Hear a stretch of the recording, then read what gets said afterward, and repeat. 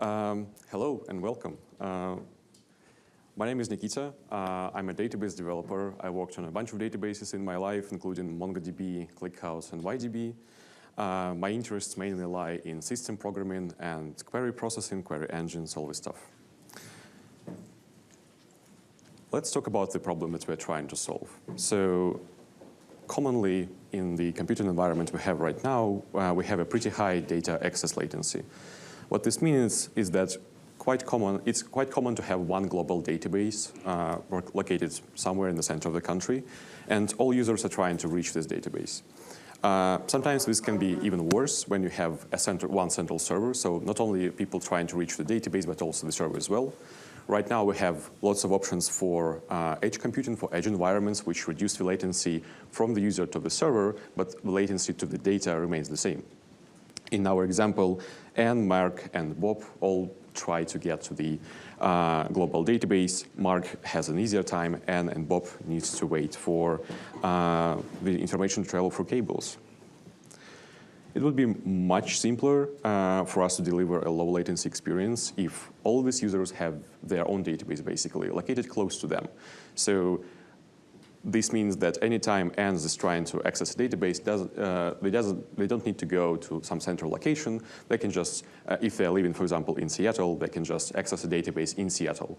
And since people move around the countries very rarely, it's very likely that we save a lot of waiting time over the years that Anne is trying to access the database. So now that we have this idea, it's quite similar. It's quite different from traditional databases such as Postgres and MySQL, which is again built around this concept of one global database, and that's about it. So let's talk about data model. In our data model, we have a bunch of regions. So again, we have US West region for Anne, we have US Central region for Mark, and we have a US East region. Hello, and we have a US East region for Bob. So in each of these regions, some piece of data of a user is stored. It is possible for one user to have multiple tables stored in the same region, because these multiple tables can have different information about them. For example, for Anne, it is possible to store in the US West region information maybe about their watching preferences if they're using Netflix, or maybe their incoming mail if they're using a mail client. So these are two different databases with two different tables, with different schemas, but they're stored in one single location so that the access latency for Anne remains the same. Since we are application developers, we need some common schema between regions. No matter whenever we are serving requests for Anne, Mark, or Bob, we need to be able to guarantee that there is the same table structure underneath it, because the application that we're trying to serve them is ultimately the same. If it's Netflix, again, we need to in each of the locations store their preferences, but we need to know how this is structured. So it is important for us to have one global schema between different regions, between different users. Finally, let's talk about the flow of an application developer when working with these tables, because this distributed data between different regions can be a little bit complex. We don't want the application developer to need to remember which region they are writing to. So, for example, if the user D, which is located somewhere close to the US Central region, is trying to access a table and it doesn't exist, we need to create it for them, make this experience seamless for the developer. Once the table is created for user D, they can use it further to write or read data. But if we are trying to access the data which already exists, for example, here we have user C, which is located in the US East region, and for whatever reason, maybe user C is on a business trip to Seattle, and they try to access their data, we don't need to create this data again because it's already present in the system. So we need to reroute this query to the US East region to make sure that there is no duplication of data. So based on all of this kind of just general thinking about data model, nothing really that specific, we can already see some requirements for the architecture of the service we're trying to build. First of all, we need to have global routing to know where each table is stored. So again, in our example, if user C if users see data is stored somewhere on the East Coast, we need to route all the queries to the East Coast. We need to know this information. We don't want the application developer to remember the region where the user is located. We want to have some global schema management because it's important for all of this information to be structured.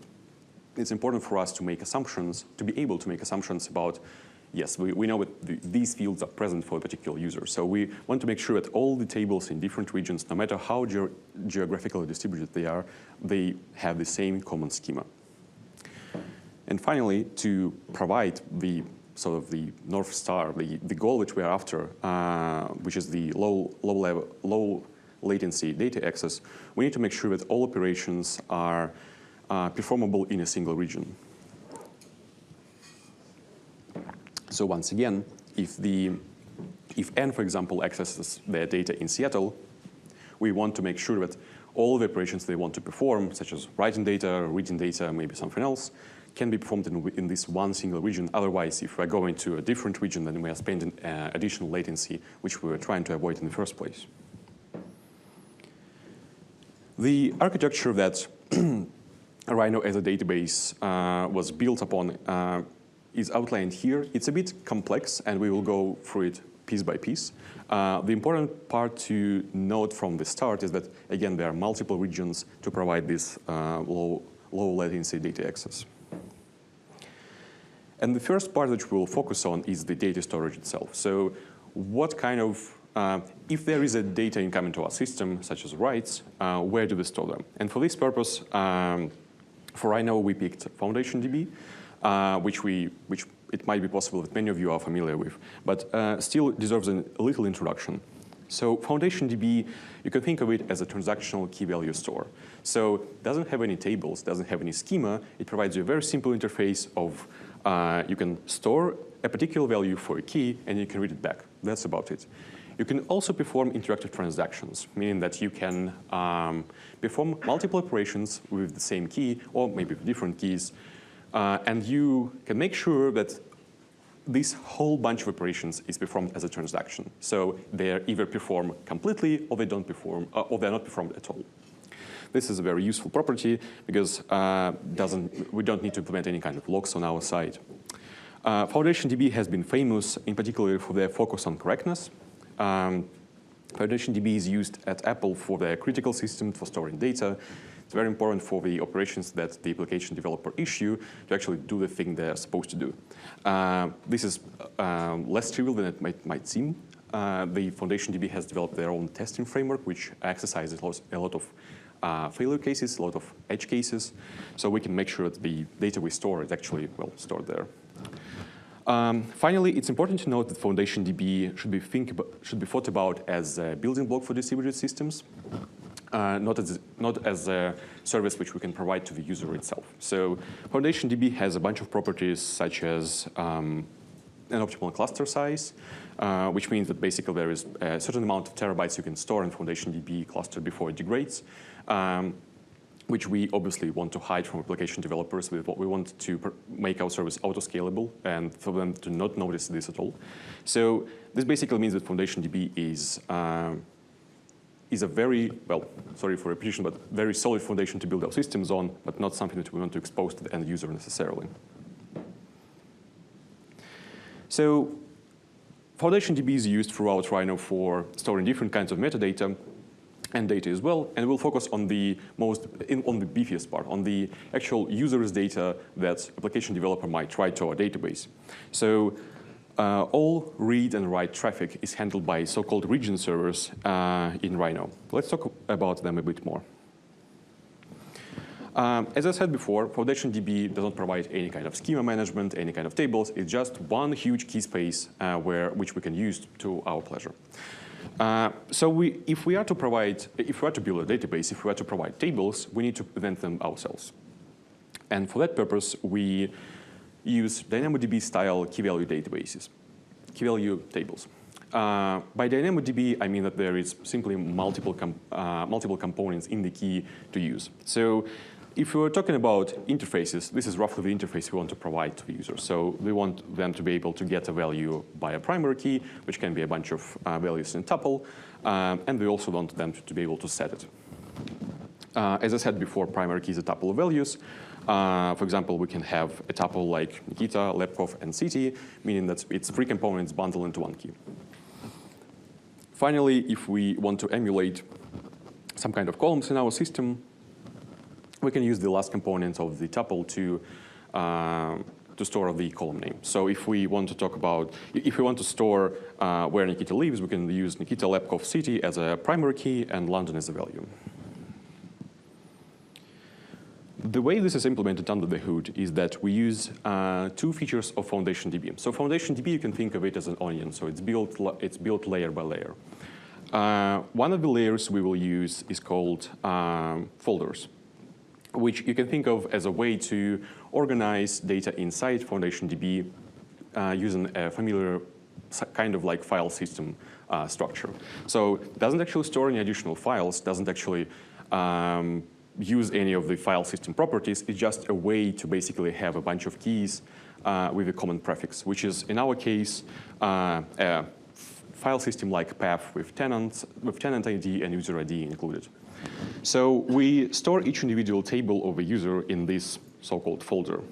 The second layer of FoundationDB, which we're going to use here, is called tuple layer. So tuple layer, you can think of it as in a simplified way, you can think of it as a way to encode a collection of values into 1 single value. So, for example, we have seen before that we are using Nikita Lapkov City as a tuple, but we can encode it as 1 big key using this tuple layer, which you can think of it as a codec, basically, to encode a bunch of values into 1 single thing. The nice property of tuples is that they are ordered, and FoundationDB is an ordered key value store itself, meaning that any data we will store with keys that have similar prefix will be physically located close, which means that if we want to fetch a bunch of data about a user, we will likely hit the same page on the storage, the same page on the disk. Moving away from the region server, we can see that there are a lot of interacting parts in Rhino, and we need to talk about how they communicate with each other. So we have a user, we have an API server, a bunch of other servers. How do they talk to each other, right? Do we send individual requests? Do we do some kind of streaming? So if we talk about the user and API server interaction, the way user actually sends the request to the system is that they open a short-lived WebSocket. So Rhino is primarily designed for edge environments, meaning that we have short-lived pieces of compute, maybe some serverless functions spread out around the world. So we open a WebSocket to our API server, and users send commands using our SDK or some other means of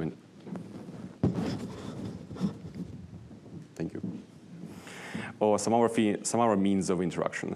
So they send data over WebSocket, and we send it back. Internally, Rhino also uses WebSockets, but in a slightly different way. So all the connections between the servers of Rhino are done as a multiplexed WebSocket.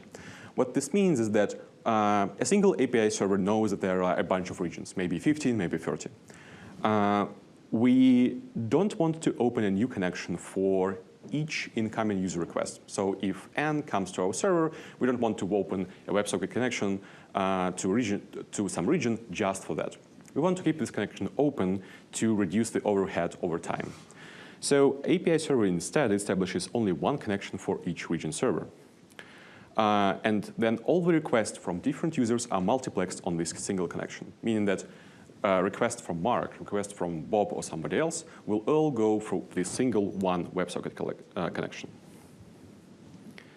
The way this is implemented in the server itself is by using Rust channels. So each incoming request, each WebSocket connection from a user is represented as an async task. This async task handles all the incoming messages, parsing them, sending the data back. And then we have a separate task which is called WebSocket multiplexer, which actually holds the WebSocket connection in itself. And we have a bunch of channels connecting async tasks to the multiplexer, having basically a kind of a small actor system of ourselves. The question is now, how do we identify whenever a message from a region server or some other component of the system is for this specific user? We don't want to have a situation where a Mark sends a message and for some reason reply to Ann's message sent earlier arrives early and we reply to Mark. Basically, we don't want to have we don't want to mix different messages on these WebSocket connections from different users. We want to somehow divide them back into channels. And the way we do it is with so-called correlation IDs. So a typical interaction with a multiplexer might look like this. We have a function called createStream. It basically creates a channel to the WebSocket multiplexer. Anytime we send a message, for example, here is get tenant ID by token, we create a new correlation ID. And this correlation ID serves as an, well, identification that this message belongs to this particular async task. So the WebSocket multiplexer knows about correlation IDs, and it has a record saying that, hey, this async task sends the messages only with these correlation IDs. If I get any message back which has the same correlation ID, I need to send it to this async task. So it's a very simple system to identify messages belonging to different async tasks in the system. Where's the data of tenants by token hill? We'll talk about that shortly. So answering your question directly, we have a control server which stores all the metadata in the system. What do we mean by metadata? We have a bunch of information we want to store globally. First of all, tokens. So to your questions, all the tokens are stored in separate table. We also have the information about where a particular table for a particular user is stored. So from our earlier example, the information that a particular table of user C is stored in the US West region would be held in this table. And finally, we have table schemas. So we have one central location where all these schemas of all tables are stored. The question is now, does this mean that we go every time to the control server? Because if we take a look once again at the schema, it might seem like every time we need to answer a query to our user, we need to go to one central location to fetch the metadata about them, which is exactly the thing which we were trying to avoid.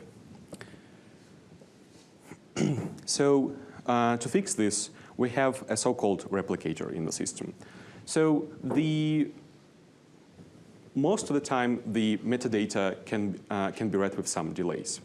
If we have a schema change, for example, it can take some time to propagate. If we have a token revocation, it can have a few milliseconds of time to propagate, which is usually fine because we don't expect our system to be instantaneous. We have eventual consistency for all metadata changes.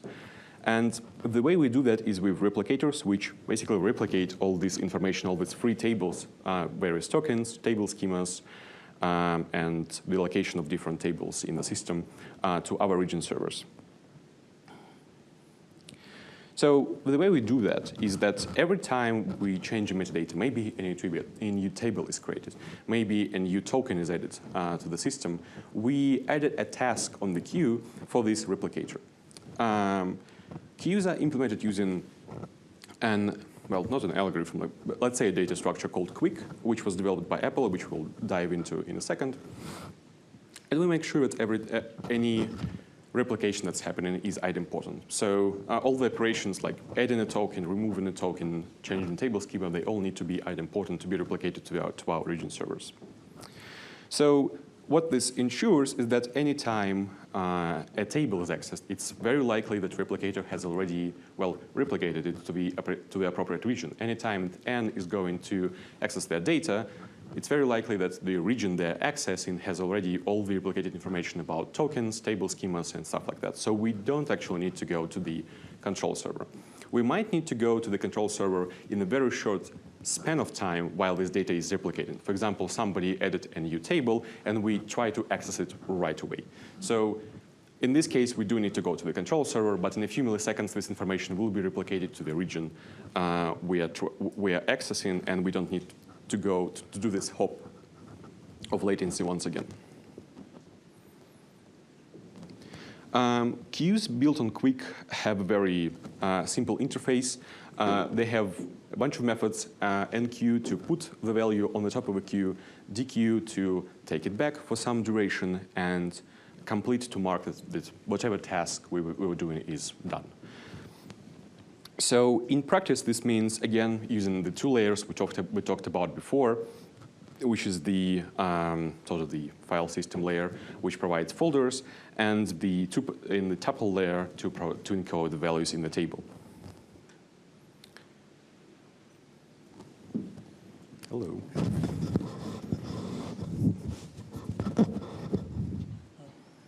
Thank you. All right. Do you want me to switch to a different microphone?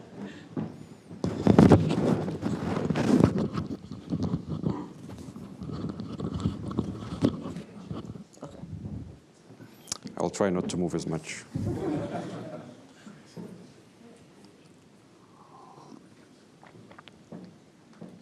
All right, so what happens when we use these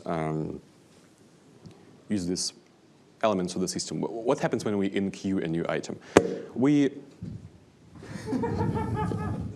I'm trying my best, guys. When we enqueue a new item, we take the timestamp on the server and generate some random ULIT. So basically, we create a unique key for this queue item to be stored in the queue. When we try to dequeue an item, since FoundationDB supports range queries, we can take the current time on our server and make a range query to see if there is anything smaller than that, if there are any queue items which are sort of expired already. When we dequeue an element, we have a least duration, which is the time we hope the worker will finish whatever they're doing. So that we're basically, you can think of it as taking a lock on the queue item for the least duration time. We don't actually take any locks. We just mark it as being expired in the future. So we just add the least duration to the timestamp so that any new workers that are trying to do these range queries do not see this item until we're done. It is completely possible for the worker to fail. And when this happens, we have at least a least duration of time where the work just sits in the queue unclaimed. So it's important to keep the least duration pretty small. When we dequeue, we get back a least ID. So that's the exact key in the queue to mark the item as completed in the future if we complete it. And finally, when we complete a piece of work, which is, in this case, replicating a bunch of data from the control region to the remote region, we just remove the item from the queue because we have the exact key to do that. So any new workers won't see this item anymore. So to have sort of the final overview of what happens in the system, we have all these components we talked about separately. Let's once again, to sort of make some sort of a conclusion, see how different flows of data happen in the system.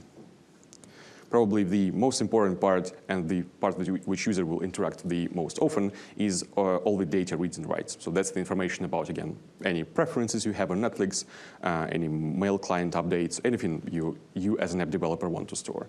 So all the data reads and writes go to the particular region server. So once again, when the user is connected to the system, we use DNS geo-routing to route you to the nearest location, and you can have all your data reads and writes happen there.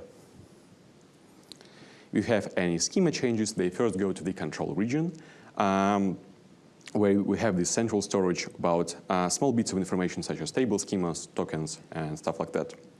And finally, the schema changes are replicated from the control region to all other regions to reduce the latency when you perform data reads and writes. As a result, we have a system which has automatic global routing, which within the replication period provides low latency access even to the metadata. We have global schema management, meaning that we have one single source of truth for schemas of all tables in our system.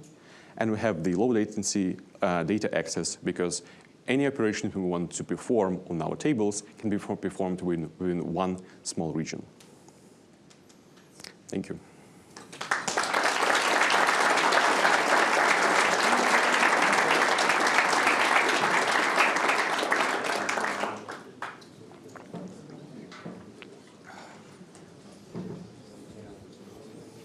Any questions?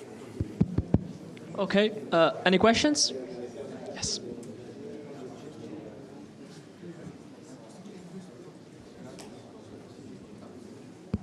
Yeah, seems to work. I'm a bit curious to see how the whole consensus and, so to say, master selection happens in this system. So the only place where we actually want to perform any kind of consensus, let me pull the schema once again. So the only place where consensus happens is on the FoundationDB layer within one region. So FoundationDB is responsible for picking where we store the data. All our components of the system are completely stateless and can be killed on site. They can be restarted at any point. They don't hold any state behind themselves, which also means that we don't need to do any coordinator, any master election, because any control server can serve a request, any API server can serve a request, same with region servers as well. So there is no point in the system where we need consensus except for FoundationDB. Another question? Okay. This time, don't worry. Is there any ordering among the different requests or transactions from different users to the same data?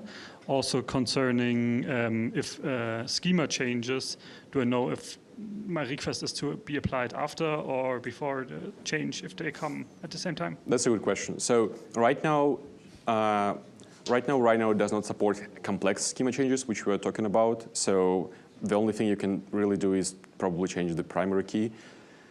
We do want to support this in the future, and this is probably where we will need to do the consensus part, because we'll probably need to introduce some kind of a schema version, which once it is updated, we need to basically say to all the new mutations which have the older schema version that, hey, schema change, try again. Super interesting. What's the lowest latency that you can achieve in the system? So we are only limited by the physicals. So I don't want to promise anything because I wouldn't say that we did like an extensive benchmarks yet. I would say that we probably can provide something like 20 milliseconds to the data access. To whoever is watching the recording, don't quote me on that. This is an estimate. We need to do benchmarks to truly understand what's the lowest barrier we can provide. Okay. Have you ever needed to do some kind of a region replication of data? If let's say I'm moving between regions and I want to access the data in a low latency? That's a good question. So I think that the users might need that in the end, because I mean, even if the user moves rarely between countries, this happens. Even if the user moves from the US to Germany, they will need to pay the access to the latency to go to US every time. So we do need to do that. It's not implemented yet. It's probably will use the same mechanism as we use for metadata replication, which is quick. We have at least one production example where this happened. There's a company called Tigris, which uses Quick to replicate data between regions. So it is possible, not implemented yet. Okay.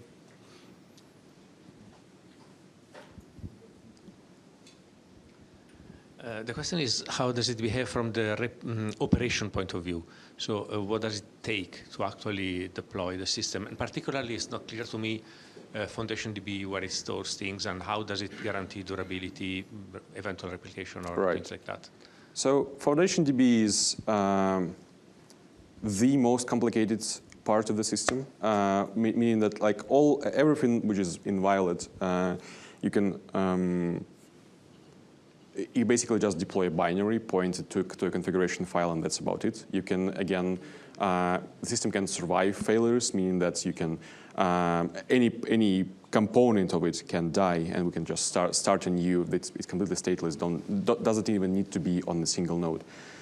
FoundationDB, however, is a stateful system, so it has two components. First, it has the transaction. I'm not sure I don't remember what it's called exactly, but it has two categories of nodes. One holding the recent transaction data, one for long-term storage, and they somehow decide the consensus between themselves. I don't know how. I do know that from operation perspective, FoundationDB is very complex to operate, unfortunately. So it's a very full-featured building block for distributed systems, but it's a bit of a pain to operate. Yeah. Okay, any other question? Yes. Let's start with you. Can you do a complex queries, like that involves multiple regions or multiple schemas or both? Right. So queries between multiple schemas we do want to provide. Since it is a key, so right now it's a key value database. There is no query engine to talk of.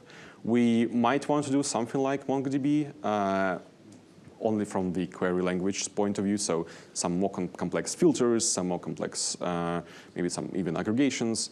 This is not implemented yet.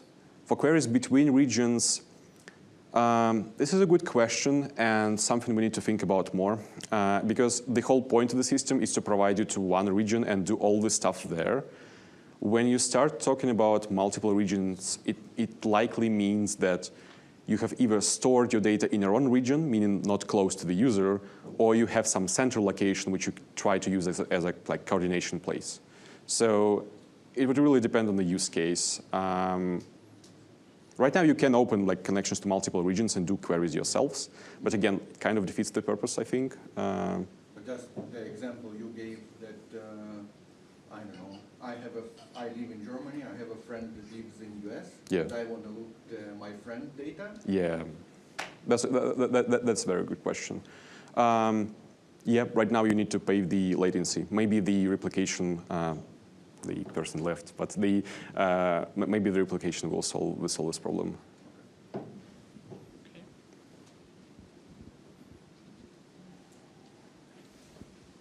When there has been a schema change that has not been applied to the region server yet, how does the API server know it has to go to the control server first, and it will not just go to the region server and potentially interacting with outdated schema? So as I said before, right now schema changes are not that functional. You can change primary keys on the fly. It's a very simple schema change because, well, the primary key is really just an array of strings. You can still write, we still provide the flexibility to write the data with old primary key, even when the schema change is already done. If your application is not updated yet, for more complex things, we probably need schema version, which is not yet implemented. Okay.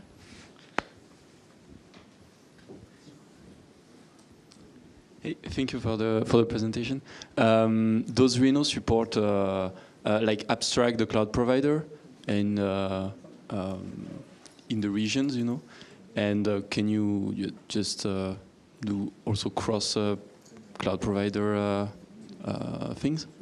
So, can you please repeat the second part of the question? Does Rhino support what cloud provider? Can you have a region in GCP and another region with AWS? Yeah, you can.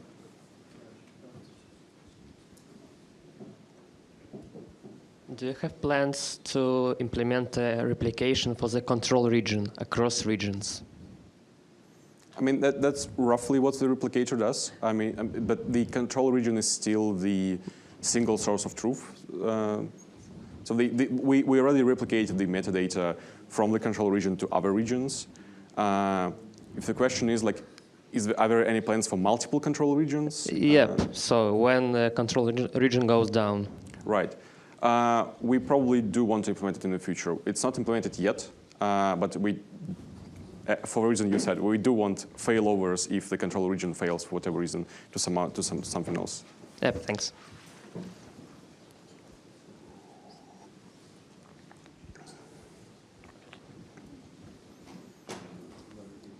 I just wanted to ask from a CAP point of view how this settles up. Like, I think you're favoring availability over the other tools, and can you sorry? Can you speak up a bit?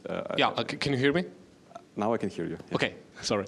I would just how this settles up in a CAP theorem environment. Like, I think you're favoring availability, I think, over the other tools. And what are we taking here between partition tolerance and?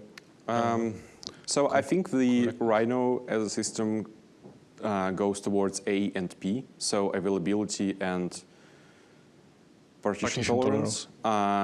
It kind of struggles with consistency because again, if you have the data in one region, you don't have it in the other. What if the region fails? Well, we don't really know. So it kind of relies on regions being relatively stable. So by that, I'm trying to say, if you're talking about like AWS, you have a region, you have availability zones within it. It's very rare for the entire region to fail. Like the single availability zone can fail, we don't care, Rhino handles that. The entire region goes offline very rarely. I think there are like 10 times that happened. So Rhino kind of builds on that. We rely on the fact that the region does not fail. So with availability, it kind of tries to provide you enough availability, but again, if region fails, then you lose the access to the data. So Rhino struggles with consistency the most, with availability a little bit. With partition tolerance, doesn't care about it. Thank you.